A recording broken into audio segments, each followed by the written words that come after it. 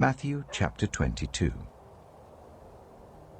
Jesus spoke to them again in parables, saying, "The kingdom of heaven is like a king who prepared a wedding banquet for his son. He sent his servants to those who had been invited to the banquet to tell them to come, but they refused to come. Then he sent some more servants and said, 'Tell those who have been invited that I have prepared my dinner. My oxen and fattened cattle have been slaughtered and everything is ready. Come to the wedding banquet.' But they paid no attention and went off, one to his field, another to his business. The rest seized his servants, ill-treated them, and killed them. The king was enraged. He sent his army and destroyed those murderers and burned their city.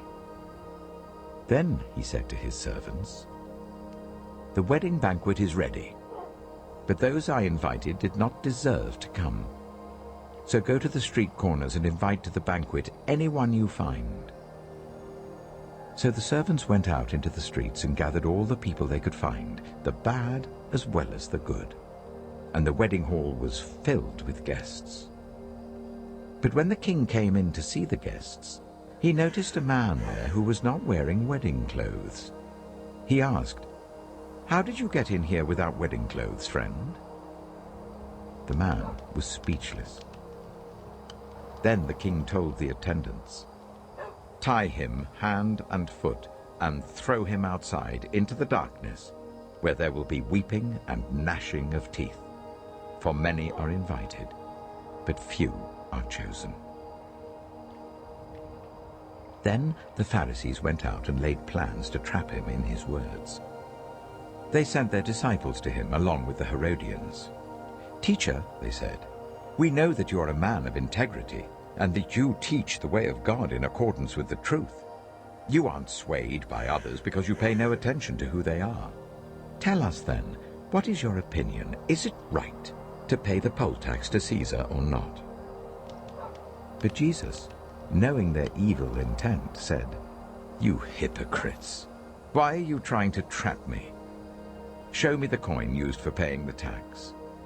They brought him a denarius. And he asked them, 'Whose image is this, and whose inscription?' 'Caesar's,' they replied. Then he said to them, 'So give back to Caesar what is Caesar's, and to God what is God's.' When they heard this, they were amazed. So they left him and went away. That same day, the Sadducees, who say there is no resurrection, came to him with a question. 'Teacher,' they said, 'Moses told us that if a man dies without having children, his brother must marry the widow and raise up offspring for him. Now there were 7 brothers among us. The first one married and died, and since he had no children, he left his wife to his brother. The same thing happened to the second and third brother, right on down to the 7th. Finally, the woman died.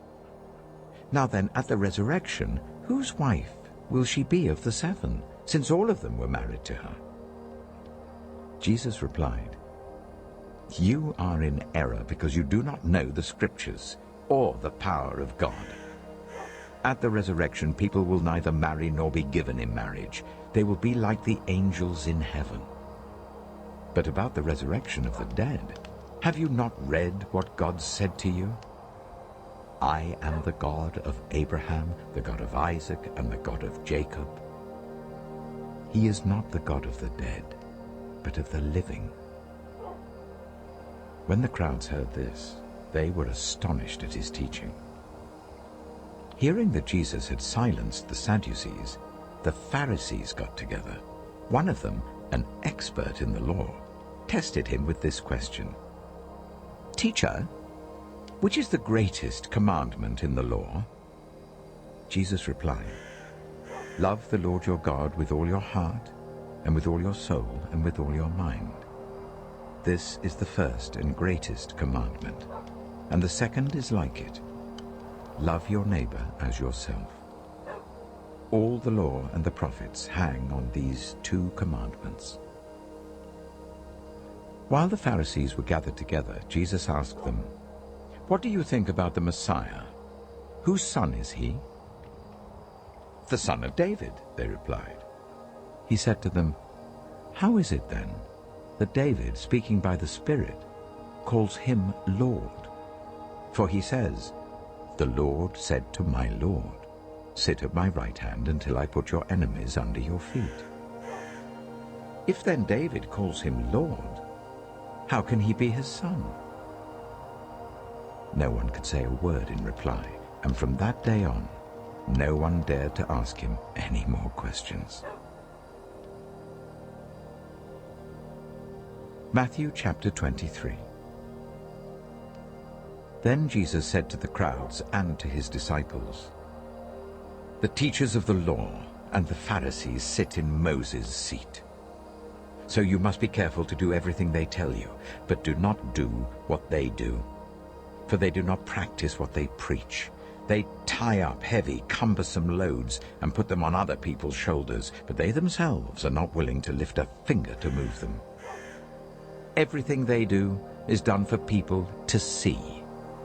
They make their phylacteries wide and the tassels on their garments long. Oh, they love the place of honor at banquets and the most important seats in the synagogue. They love to be greeted with respect in the marketplaces and to be called rabbi by others. But you are not to be called rabbi, for you have one teacher, and you are all brothers. And do not call anyone on earth Father, for you have one Father, and he is in heaven. Nor are you to be called instructors, for you have one instructor, the Messiah. The greatest among you will be your servant, for those who exalt themselves will be humbled, and those who humble themselves will be exalted. Woe to you, teachers of the law and Pharisees, you hypocrites!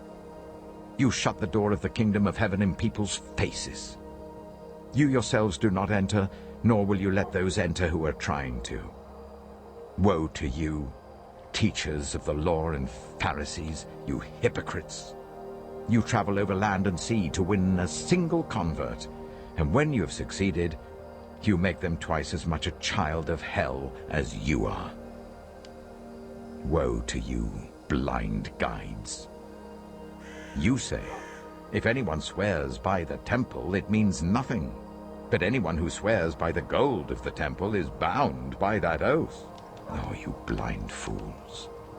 Which is greater, the gold or the temple that makes the gold sacred? You also say, if anyone swears by the altar, it means nothing. But anyone who swears by the gift on the altar is bound by that oath. Oh, you blind men!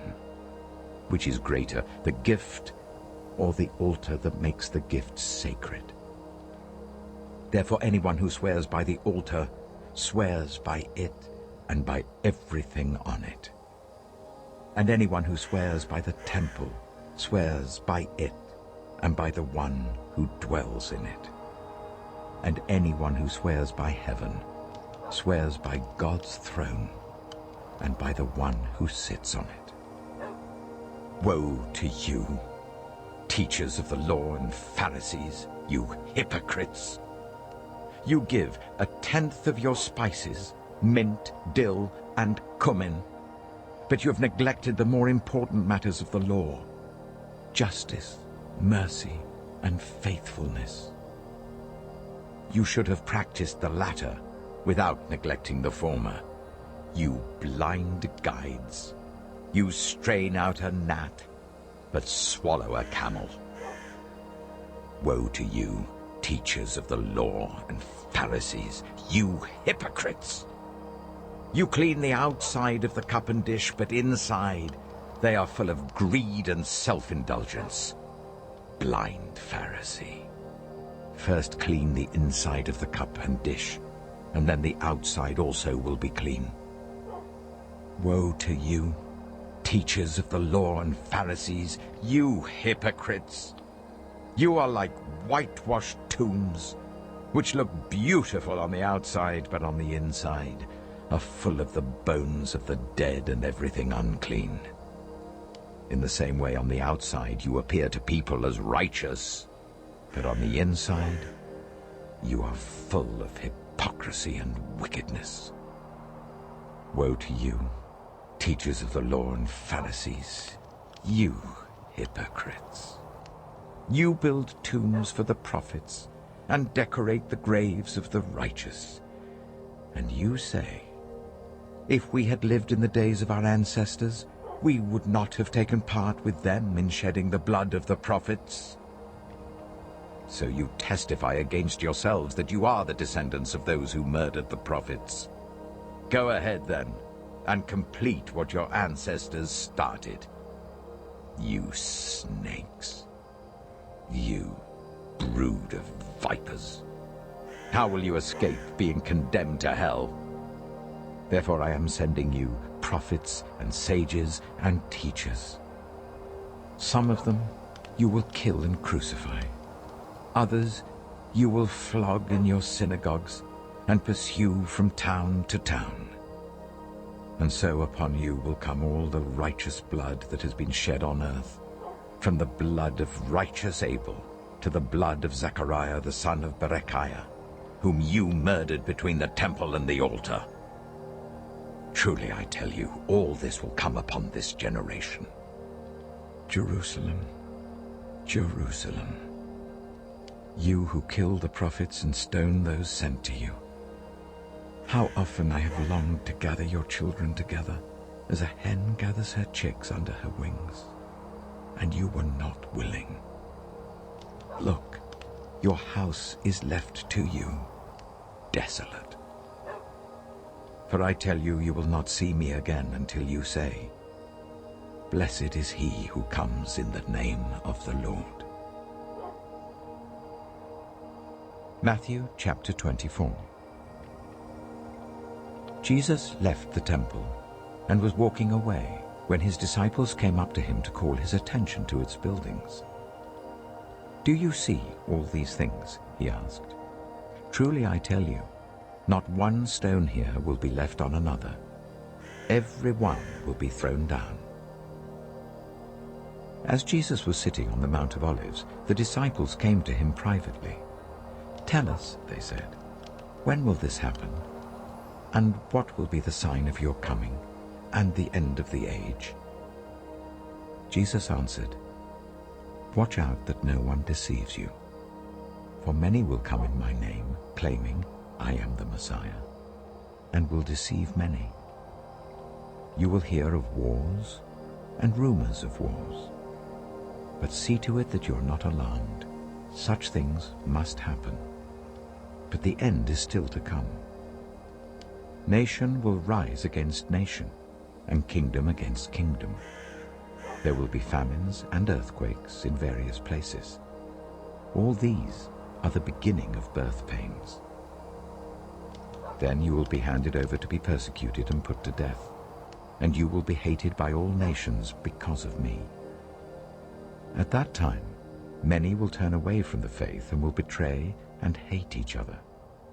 And many false prophets will appear and deceive many people. Because of the increase of wickedness, the love of most will grow cold. But the one who stands firm to the end will be saved. And this gospel of the kingdom will be preached in the whole world as a testimony to all nations. And then the end will come. So when you see, standing in the holy place, the abomination that causes desolation, spoken of through the prophet Daniel, let the reader understand. Then let those who are in Judea flee to the mountains. Let no one on the housetop go down to take anything out of the house. Let no one in the field go back to get their cloak. How dreadful it will be in those days for pregnant women and nursing mothers. Pray that your flight will not take place in winter or on the Sabbath. For then there will be great distress, unequaled from the beginning of the world until now, and never to be equaled again. If those days had not been cut short, no one would survive. but for the sake of the elect, those days will be shortened. At that time, if anyone says to you, 'Look, here is the Messiah,' or 'There he is,' do not believe it. For false messiahs and false prophets will appear and perform great signs and wonders to deceive, if possible, even the elect. See, I have told you in advance. So if anyone tells you, 'There he is, out in the desert,' do not go out. Or, 'Here he is in the inner rooms,' do not believe it. For as lightning that comes from the east is visible even in the west, so will be the coming of the Son of Man. Wherever there is a carcass, there the vultures will gather." Immediately after the distress of those days, the sun will be darkened and the moon will not give its light. The stars will fall from the sky and the heavenly bodies will be shaken. Then will appear the sign of the Son of Man in heaven. And then all the peoples of the earth will mourn when they see the Son of Man coming on the clouds of heaven with power and great glory. And he will send his angels with a loud trumpet call, and they will gather his elect from the four winds, from one end of the heavens to the other. Now learn this lesson from the fig tree. As soon as its twigs become tender and its leaves come out, you know that summer is near. Even so, when you see all these things, you know that it is near, right at the door. Truly I tell you, this generation will certainly not pass away until all these things have happened. Heaven and earth will pass away, but my words will never pass away. But about that day or hour, no one knows, not even the angels in heaven, nor the Son, but only the Father. As it was in the days of Noah, so it will be at the coming of the Son of Man. For in the days before the flood, people were eating and drinking, marrying and giving in marriage, up to the day Noah entered the ark. They knew nothing about what would happen until the flood came and took them all away. That is how it will be at the coming of the Son of Man. 2 men will be in the field. One will be taken and the other left. 2 women will be grinding with a handmill. One will be taken and the other left. Therefore, keep watch, because you do not know on what day your Lord will come.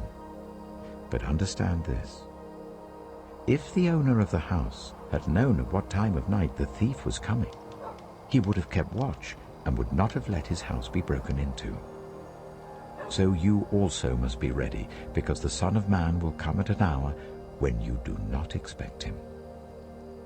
Who then is the faithful and wise servant, whom the master has put in charge of the servants in his household to give them their food at the proper time? It will be good for that servant, whose master finds him doing so when he returns. Truly I tell you, he will put him in charge of all his possessions. But suppose that servant is wicked and says to himself, "My master is staying away a long time." And he then begins to beat his fellow servants and to eat and drink with drunkards. The master of that servant will come on a day when he does not expect him, and at an hour he is not aware of. He will cut him to pieces and assign him a place with the hypocrites, where there will be weeping and gnashing of teeth. Matthew chapter 25. At that time, the kingdom of heaven will be like 10 virgins, who took their lamps and went out to meet the bridegroom. 5 of them were foolish, and 5 were wise. The foolish ones took their lamps, but did not take any oil with them. The wise ones, however, took oil in jars along with their lamps. The bridegroom was a long time in coming, and they all became drowsy and fell asleep.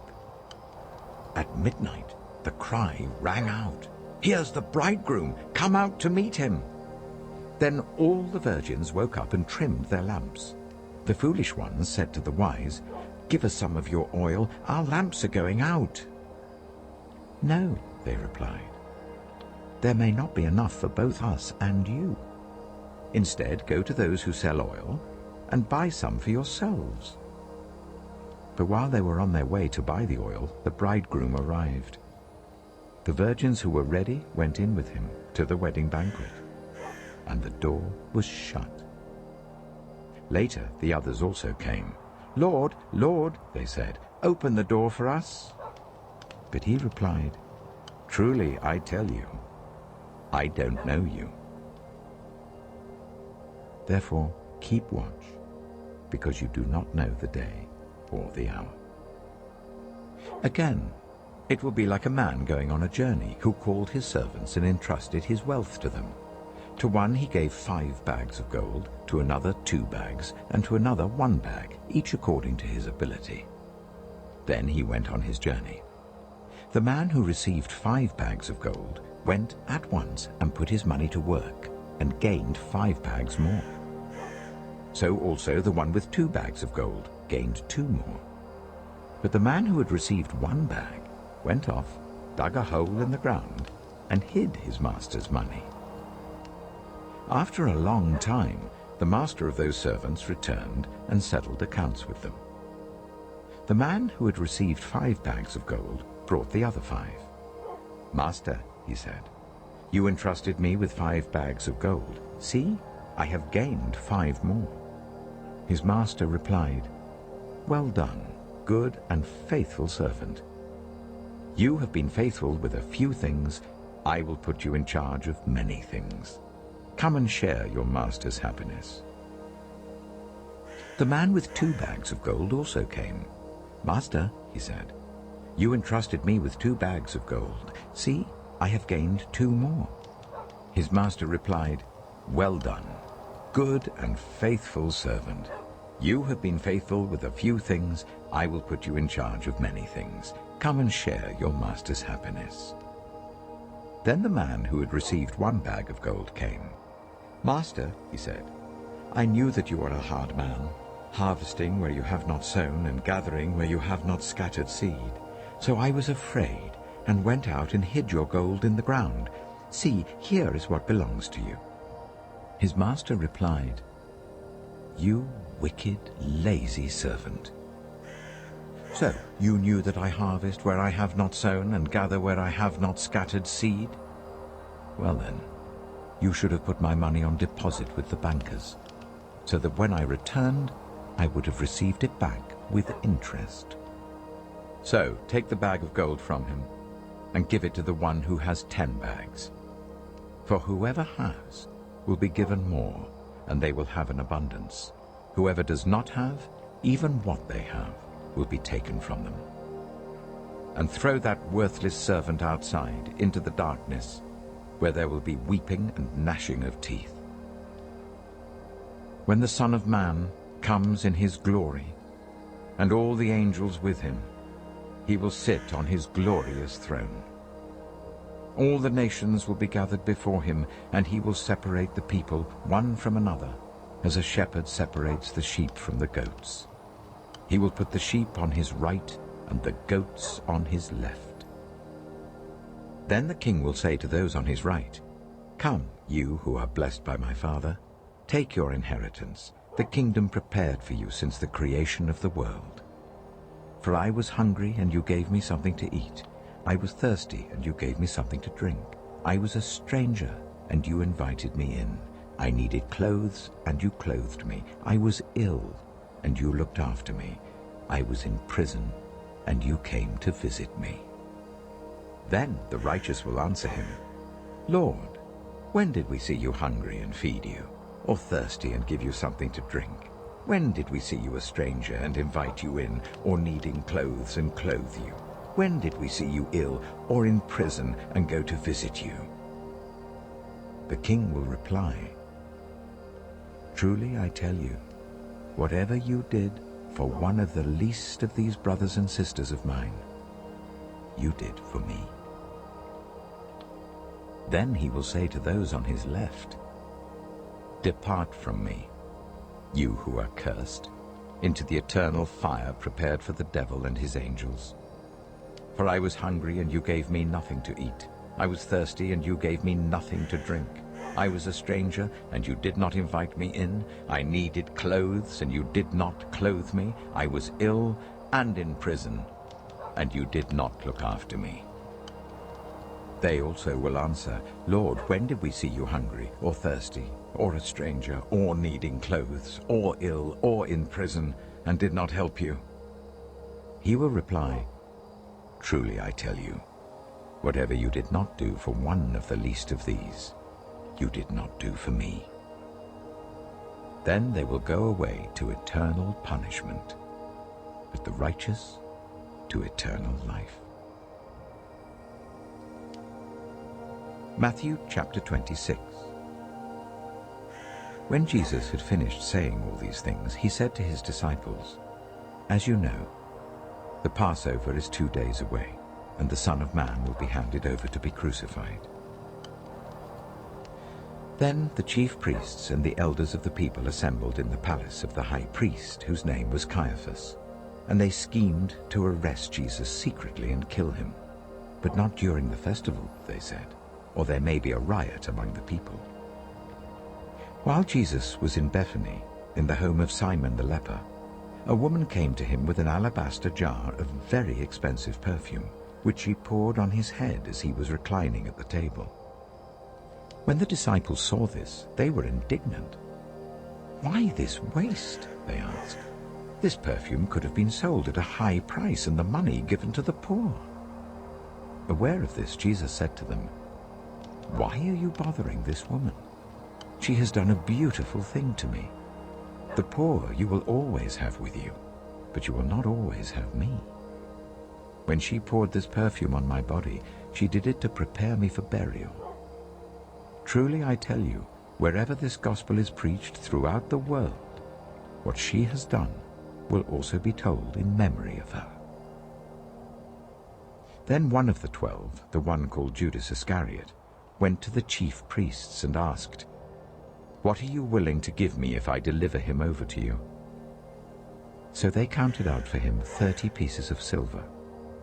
From then on, Judas watched for an opportunity to hand him over. On the first day of the festival of unleavened bread, the disciples came to Jesus and asked, Where do you want us to make preparations for you to eat the Passover? He replied, Go into the city to a certain man and tell him, The teacher says, My appointed time is near. I'm going to celebrate the Passover with my disciples at your house. So the disciples did as Jesus had directed them and prepared the Passover. When evening came, Jesus was reclining at the table with the 12, and while they were eating, he said, Truly I tell you, one of you will betray me. They were very sad and began to say to him one after the other, Surely you don't mean me, Lord. Jesus replied, The one who has dipped his hand into the bowl with me will betray me. The Son of Man will go just as it is written about him. But woe to that man who betrays the Son of Man. It would be better for him if he had not been born. Then Judas, the one who would betray him, said, Surely you don't mean me, Rabbi. Jesus answered, You have said so. While they were eating, Jesus took bread, and when he had given thanks, he broke it and gave it to his disciples, saying, Take and eat. This is my body. Then he took a cup, and when he had given thanks, he gave it to them, saying, Drink from it, all of you. This is my blood of the covenant, which is poured out for many for the forgiveness of sins. I tell you, I will not drink from this fruit of the vine from now on until that day when I drink it new with you in my Father's kingdom. When they had sung a hymn, they went out to the Mount of Olives. Then Jesus told them, This very night you will all fall away on account of me. For it is written, I will strike the shepherd, and the sheep of the flock will be scattered. But after I have risen, I will go ahead of you into Galilee. Peter replied, "Even if all fall away on account of you, I never will." "Truly I tell you," Jesus answered, "this very night before the cock crows, you will disown me 3 times. But Peter declared, "Even if I have to die with you, I will never disown you." And all the other disciples said the same. Then Jesus went with his disciples to a place called Gethsemane, and he said to them, "Sit here while I go over there and pray." He took Peter and the 2 sons of Zebedee along with him, and he began to be sorrowful and troubled. Then he said to them, "My soul is overwhelmed with sorrow to the point of death. Stay here and keep watch with me." Going a little farther, he fell with his face to the ground and prayed, "My Father, if it is possible, may this cup be taken from me. Yet not as I will, but as you will." Then he returned to his disciples and found them sleeping. "Couldn't you men keep watch with me for 1 hour?" he asked Peter. "Watch and pray, so that you will not fall into temptation. The spirit is willing, but the flesh is weak." He went away a second time and prayed, "My Father, if it is not possible for this cup to be taken away unless I drink it, may your will be done." When he came back, he again found them sleeping because their eyes were heavy. So he left them and went away once more and prayed the 3rd time, saying the same thing. Then he returned to the disciples and said to them, "Are you still sleeping and resting? Look, the hour has come, and the Son of Man is delivered into the hands of sinners. Rise, let us go. Here comes my betrayer." While he was still speaking, Judas, one of the 12, arrived. With him was a large crowd armed with swords and clubs, sent from the chief priests and the elders of the people. Now the betrayer had arranged a signal with them. "The one I kiss is the man. Arrest him." Going at once to Jesus, Judas said, "Greetings, Rabbi," and kissed him. Jesus replied, "Do what you came for, friend." Then the men stepped forward, seized Jesus, and arrested him. With that, one of Jesus' companions reached for his sword, drew it out, and struck the servant of the high priest, cutting off his ear. "Put your sword back in its place," Jesus said to him. "For all who draw the sword will die by the sword. Do you think I cannot call on my Father, and he will at once put at my disposal more than 12 legions of angels? But how then would the scriptures be fulfilled that say, 'It must happen in this way'?" In that hour Jesus said to the crowd, "Am I leading a rebellion that you've come out with swords and clubs to capture me? Every day I sat in the temple courts teaching, and you did not arrest me. But this has all taken place that the writings of the prophets might be fulfilled." Then all the disciples deserted him and fled. Those who had arrested Jesus took him to Caiaphas, the high priest, where the teachers of the law and the elders had assembled. But Peter followed him at a distance, right up to the courtyard of the high priest. He entered and sat down with the guards to see the outcome. The chief priests and the whole Sanhedrin were looking for false evidence against Jesus, so that they could put him to death. But they did not find any, though many false witnesses came forward. Finally, 2 came forward and declared, "This fellow said, 'I am able to destroy the temple of God and rebuild it in 3 days.'" Then the high priest stood up and said to Jesus, "Are you not going to answer? What is this testimony that these men are bringing against you?" But Jesus remained silent. The high priest said to him, "I charge you under oath by the living God. Tell us if you are the Messiah, the Son of God." "You have said so," Jesus replied. "But I say to all of you, From now on you will see the Son of Man sitting at the right hand of the Mighty One and coming on the clouds of heaven." Then the high priest tore his clothes and said, "He has spoken blasphemy. Why do we need any more witnesses? Look, now you have heard the blasphemy. What do you think?" "He is worthy of death," they answered. Then they spat in his face and struck him with their fists. Others slapped him and said, "Prophesy to us, Messiah. Who hit you?" Now Peter was sitting out in the courtyard, and a servant girl came to him. "You also were with Jesus of Galilee," she said. But he denied it before them all. "I don't know what you're talking about," he said. Then he went out to the gateway, where another servant girl saw him and said to the people there, "This fellow was with Jesus of Nazareth." He denied it again with an oath. "I don't know the man." After a little while, those standing there went up to Peter and said, "Surely you are one of them. Your accent gives you away." Then he began to call down curses, and he swore to them, "I don't know the man." Immediately a cock crowed. Then Peter remembered the word Jesus had spoken, "Before the cock crows, you will disown me 3 times."